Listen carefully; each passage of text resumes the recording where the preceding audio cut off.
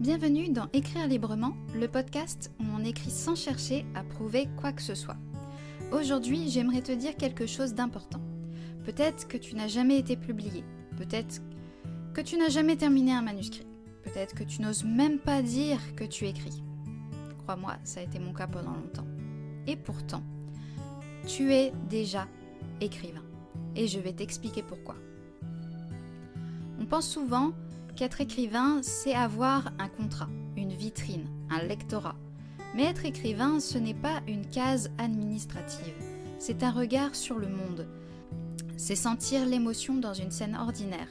C'est avoir des phrases qui tournent dans la tête. C'est vouloir comprendre les gens à travers les mots. Tu n'as pas besoin d'un éditeur pour ça. Tu n'as pas besoin d'un tampon officiel. Tu es écrivain dès que tu écris, même en silence, même en secret.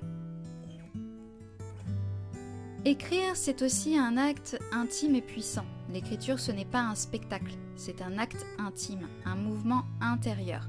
Parfois, on écrit pour respirer, pour survivre, pour exprimer ce qu'on n'ose pas dire à voix haute. Et ça, c'est déjà de la littérature. Tu n'as pas besoin de likes, tu n'as pas besoin de prix littéraires.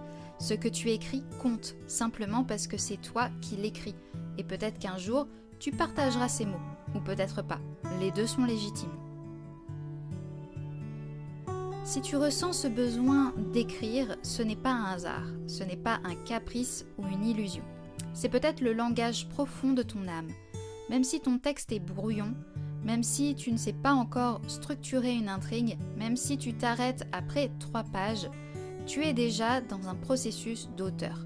Et si tu continues, pas pour être validé, mais pour te rencontrer, alors l'écriture te révélera des choses que tu n'imagines même pas encore.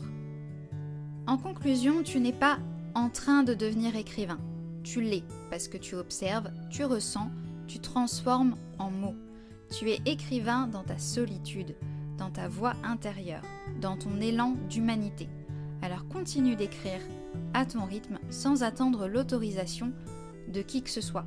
Merci d'avoir écouté cet épisode. Tu peux en retrouver d'autres sur le blog écrirelibrement.com ou sur cette chaîne en t'abonnant au podcast. Et surtout, n'oublie jamais, ta voix mérite d'exister.